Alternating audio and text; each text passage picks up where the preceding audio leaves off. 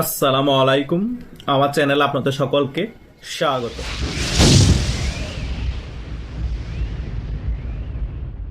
Doctor Yunus গং, জামাত ইসলাম এবং টোকাই এনসিপিরা মিলে বাংলাদেশের মধ্যে একটি বিপ্লবী সরকার গঠন করতে যাচ্ছে।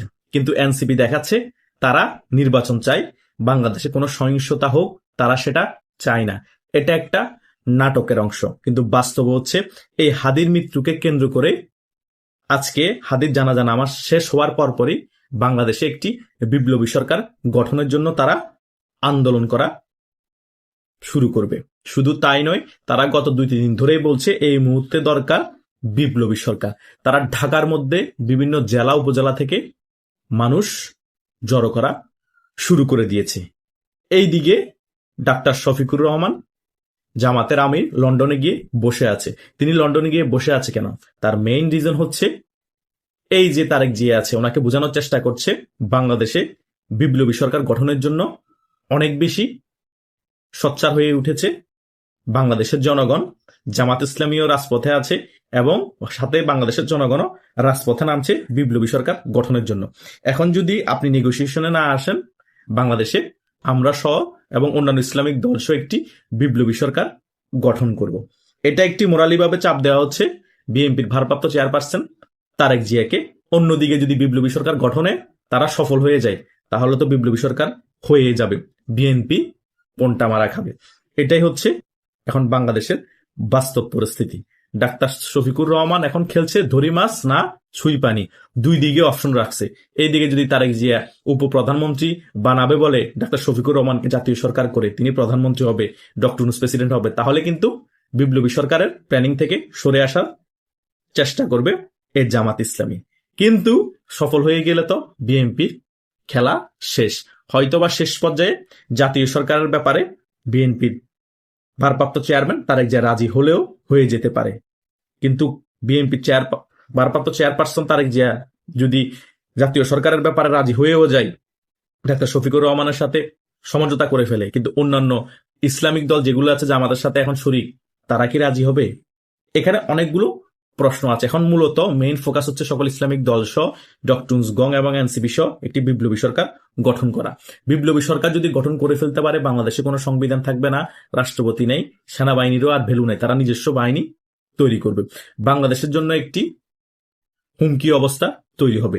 বাংলাদেশে কোনো সংস্কৃতি থাকবে না, বাংলাদেশে কোনো নাচ গান মিডিয়া কিছুই থাকবে না, সকল কিছু ধ্বংস করে দেওয়া হবে। অলরেডি এখন ডক্টর সরকার আছে যে কি অবস্থা চিন্তা করুন। উদিচি বলেন, ছায়ানট বলেন, এগুলোতে আক্রমণ হয়ে গিয়েছে অলরেডি। কদিন পরে এফডিসি মিডিয়াতে আক্রমণ হবে। বাংলাদেশে কোনো মিডিয়ায় রাখা হবে না, গুটি কয়েক সংবাদ মাধ্যম রাখা হবে যেগুলা জাস্ট এই ইসলামিক কথাবার্তা বলে, জামাত ইসলামের পক্ষে কথা বলে, ওদেরকে রাখা হবে। পত্রিকাগুলো সেম। এই প্রথম আলো এবং ডেস্টিনিকে আক্রমণ করার মেইন রিজন হচ্ছে সকল মিডিয়াকে এবং সকল পত্রিকাকে বার্তা দেওয়া যে জামাত ইসলামের বিপক্ষে কোনো লেখা যাবে না, কোনো মিডিয়া কোনো কিছু প্রচার করা যাবে না। যদি জামাত ইসলামের ব্যাপারে এবং অন্যান্য ইসলামিক দলের ব্যাপারে কোনো কিছু প্রচার করা হয় উল্টাপাল্টা, তাহলে এই প্রথম আলো এবং ডেস্টিনির মতো অবস্থা হবে তোমার। কারণ প্রথম আলো এবং ডেস্টিনি বাংলাদেশের সব থেকে প্রভাবশালী পত্রিকাগুলোর একটা। আমরা যদি ওখানে আক্রমণ করতে পারি, তোমরা তো কিছুই না। এটা জাস্ট একটা মেসেজ। কারণ আগামীতে তারা অনেক ধরনের অপকর্ম করবে, বাংলাদেশে অনেক ধরনের উল্টাপাল্টা কাজ করবে, অনেক ধরনের সহিংসতা করবে। ওই সকল বিষয় যাতে মিডিয়াতে কোনো পত্রিকা এবং কোনো সংবাদ মাধ্যম না ছাপায়, তার আগে তারা মোটামুটি একটা ফিনিশিং দিয়ে দিয়েছে এই প্রথম আলো এবং ডেস্টিনিতে হামলার মাধ্যমে। আর যে সামনে বিপ্লবী সরকারের জন্য আন্দোলন করবে, হাদি জানাজার পরপরই শুরু হয়ে যাবে ওই সকল ব্যাপার, এগুলো যাতে মিডিয়াতে ভালোভাবে ফলাভাবে প্রচার না হয়। কারণ বিশ্ব মিডিয়া এগুলা কিন্তু সকল কিছু নজরদারি করছে, ভারতও নজরদারি করছে। এগুলা কিন্তু বিশ্ব মিডিয়ার কাছে ভালোভাবে যাচ্ছে না এবং বিশ্বের অন্যান্য যে সকল বড় বড় দেশ আছে তারাও ভালোভাবে এই সকল বিষয় নিচ্ছে না। সেই কারণে বাংলাদেশের মিডিয়াকে একটু চাপ দেওয়া। ভাই, যতই চাপ দাও, যতই ভয় দেখাও, কোনো লাভ নাই। সকল কিছু ভারত অবগত আছে, বাংলাদেশের জনগণ অবগত আছে, বিশ্ব মিডিয়া সকল কিছু অবগত আছে যে বাংলাদেশ একটি জঙ্গি রাষ্ট্রে পরিণত হচ্ছে। এই জঙ্গিরা মিলে বাংলাদেশ একটি বিপ্লবী সরকার ঘটিয়ে বাংলাদেশের মধ্যে সকল কিছু ধ্বংস করে দেওয়ার প্ল্যানিং করছে। কারণ বিপ্লবী সরকার হয়ে গেলে কোনো আইন টাইন কিছু থাকবে না, তারাই যেটা বলবে বাংলাদেশে সেটাই আইনে পরিণত হবে। অলরেডি সংবিধান থাকার পরও তারা সংবিধান মানছে না, তারা যাই বলছে সেটাই আইন। তাদের সাথে যেটা মিলছে সেটা সংবিধান অনুযায়ী পালন করছে, যেটা মিলছে না সংবিধান বাদ। এভাবেই তো এখনো চলছে। নামে বিপ্লবী সরকার নাই, কিন্তু কাজে কর্মে অনেক কিছু বিপ্লবী সরকারের মতো তারা দেখানোর চেষ্টা করছে। কিন্তু আমার সবচেয়ে বড় দুঃখ লাগে যে বাংলাদেশে কোনো বিপ্লব হয়নি। বিপ্লবের কিছু নিয়ম আছে, ওই সকল কিছু নিয়মই তারা পালন করে। তাহলে বিপ্লব হলো কোথায়? বাংলাদেশে একটি ষড়যন্ত্রমূলক গণ অভ্যুত্থান হয়েছে, ষড়যন্ত্রমূলক গণ অভ্যুত্থানকে তারা বিপ্লবে রূপান্তরিত করার চেষ্টা করছে এই সকল যারা জঙ্গি হামলা করছে সেই রাজনৈতিক দলগুলা। আরে ভাই, এই বাংলাদেশ শুধু তোমাদের বাপের দিন না, এই বাংলাদেশ আমাদেরও বাপের দিন না। বুঝতে পেরেছেন? আমরাও এই বাংলাদেশের নাগরিক, তোমরাও বাংলাদেশের নাগরিক। তোমাদের যেরকম হক আছে কথা বলার, আমাদেরও হক আছে। যেরকম তোমাদের বাংলাদেশে থাকার হক আছে, আমাদেরও হক আছে। তোমরা নিজের পৈতৃক সম্পত্তির মতো বাংলাদেশের মধ্যে গণ অভ্যুত্থান ঘটিয়ে ষড়যন্ত্রমূলক বিপ্লবী সরকার নাম ট্যাগ লাগিয়ে দিচ্ছ, নিজেদেরকে বিপ্লবী দাবি করছো, আবার ওসমান হাদির শহীদ বানিয়ে ফেলছো, বিপ্লবী বানিয়ে ফেলছো। আরে ভাই, ওসমান হাদি, ওর নামটাই তো ওসমান হাদি না, ওর নাম হচ্ছে ওসমান গনি। তার বাবার নাম হচ্ছে হাদি, তার বাবার নাম বানিয়ে দিচ্ছ তাকে, তার নামটা তোমরা বলো না। এগুলা সকল কিছু আইওয়াস। তারা নিজেদের নাম লুকিয়ে তারা বিভিন্ন ধরনের মুনাফিকি কাজ করে বাংলাদেশে একটি বিপ্লবী সরকারের নামে ইসলামিক রেভলিউশন ঘটাতে যাচ্ছে। বাংলাদেশের মধ্যে এখন বসে আছে অনেকগুলো নাস্তিক এবং সুদের ব্যবসা যারা করে তাদেরকে দিয়ে বাংলাদেশে এখন তারা নাকি ইসলামিক রেভলিউশন ঘটাবে, তাদেরকেই ক্ষমতা রেখে তাদেরকে ব্যবহার করে।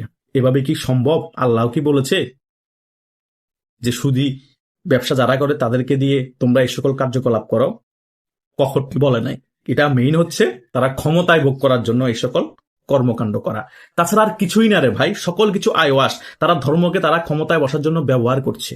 কে নাস্তিক আছে, কে সুদী আছে, কে হিন্দু বৌদ্ধ খ্রিস্টান আছে দেখার বিষয় না।